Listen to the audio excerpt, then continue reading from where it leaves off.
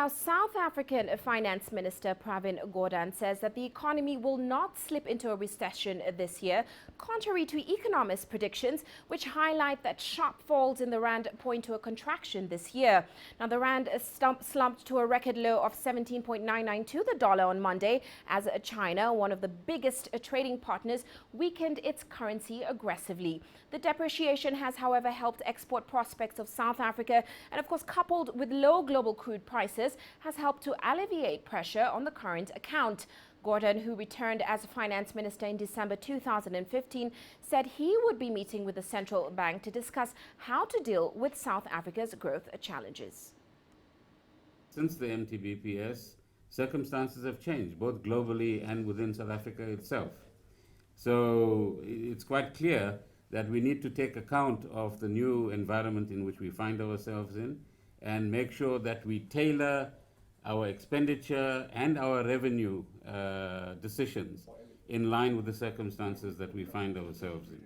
So let me say to our South African citizens that you do not have to panic, you do not have to be anxious about our environment.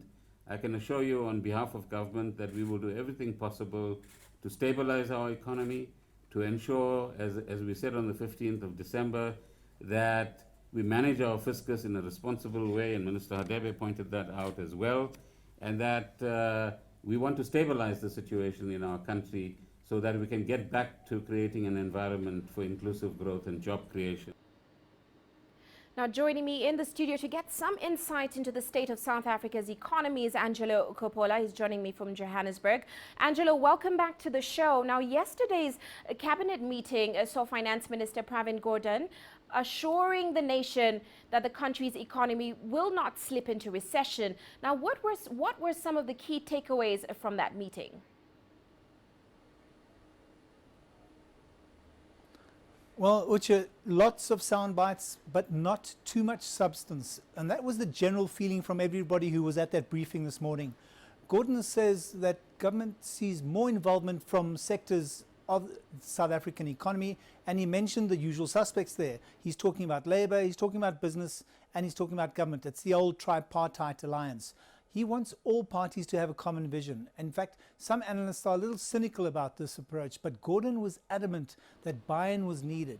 Then on the other side of the coin, or the equation, there was the question of revenue targets. Gordhan wouldn't be drawn on that. He wouldn't be drawn on taxes, saying that he would be talking about that during his budget speech next month. So those are the two key takeaways from today's exercise, Uche. Now, Angelo, experts are saying that the challenges the country is facing right now, of course, such as the growing public debt, falling commodity prices, drought, and so on, point to South Africa heading for a recession. Now, what indicators is Gordhan giving to support his view that recession predictions are alarmist?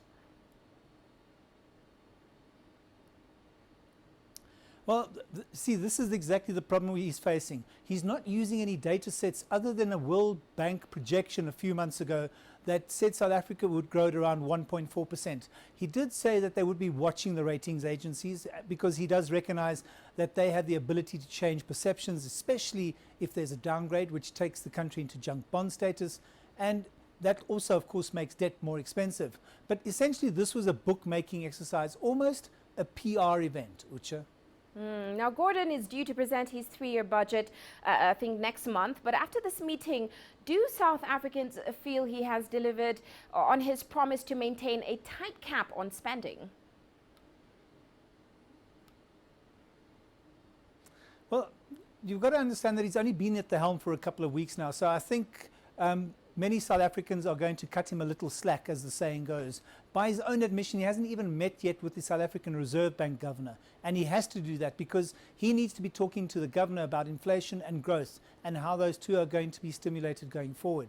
But he was at pains to remind us that he's watching the state-owned entities very closely. In fact, he wants them to start paying government a dividend.